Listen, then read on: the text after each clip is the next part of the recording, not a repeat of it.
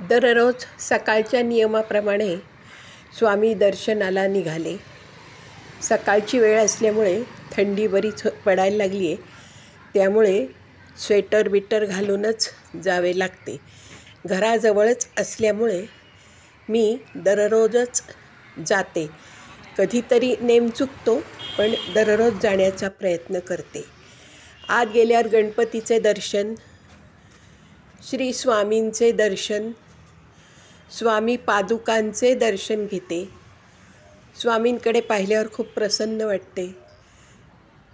मनातील सगळा शीण निघून जातो आणि मन आनंदाने उचंबळून येते.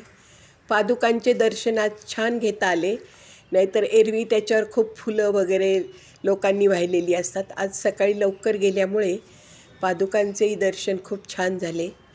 पादुकांचे दर्शन घेतले, नंतर देवी आईचे दर्शन घेतले. देवी आईचं सुंदर असं प्रसन्न मुद्रा पाहिल्यावर आपल्याला खूप छान वाटते. मध्ये मध्ये ऊन येत होतं, त्यामुळे उन्हामुळे काही वेळेला असं मूर्तीत दिसत नव्हती नीट. तिथे फुलं वगैरे मी वाहिली आणि मग मी बाहेर आले.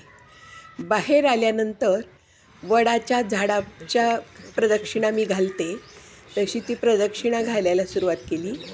प्रदक्षिणा घालत असताना मध्येच गाईचा पण गोठा त्यांनी ठेवलेला आहे. त्या गाईंच्याकडे पाहिल्यावरही खूप छान वाटतं.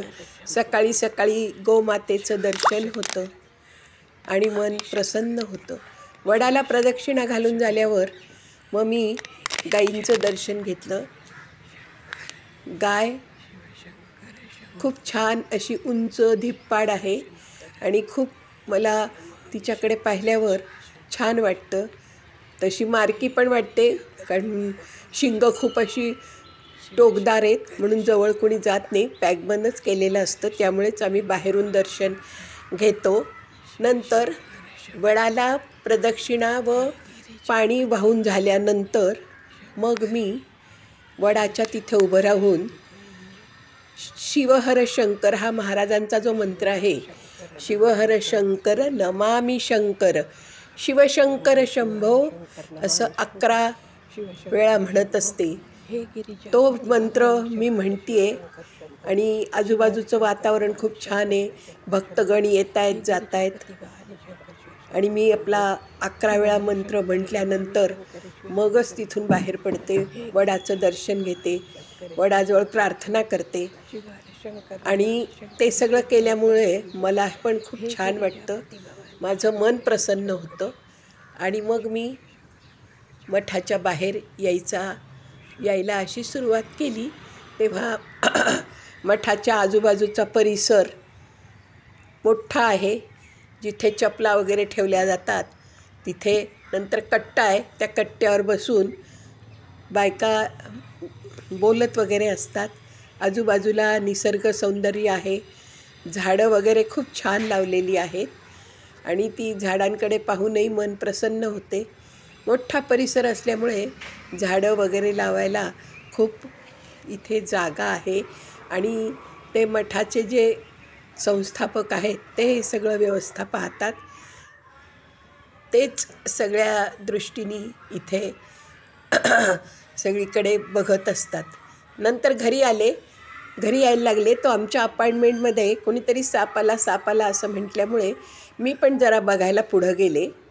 कुठे दिसतोय का म्हणून बघत होते इकडे तिकडे, पण काही मला दिसलं नाही. पण असं लोक म्हणत होते गेटवर आणि त्या बायकासुद्धा झाडणाऱ्या, त्यामुळे मी क्लब हाऊसपर्यंत जाऊन बघून आले, पण मला काही कुठे आढळलं नाही. पण साप आला म्हटलं की लगेच मनात भीती वाटते आणि भीतीपोटी आपण उगीचच घाबरून मनाला आपल्याला अस्वस्थता येते. मग मी परत मागे फिरले, आमच्या घराकडे यायला लागले. तेव्हा घराच्या जवळ खूप छान असं झाडी वगैरे लावलेली असल्यामुळे खूप छान वाटत होतं, प्रसन्न वाटत होतं. पार्किंगमध्ये सगळ्यांच्या गाड्या ठेवलेल्या आणि जरासं ऊन पडल्यामुळे उन्हात बसायला खूप छान वाटत होतं आणि अशा पद्धतीने मी स्वामींचं दर्शन घेतलं आणि घरी आले. घरी यायला थोडा वेळ बाकावर बसले, आजूबाजूचं निरीक्षण केलं. सकाळची वेळ असल्यामुळे प्रसन्न वाटत होतं आणि सगळ्यांचे दरवाजे अर्थातच सकाळ असल्यामुळे बंद होते.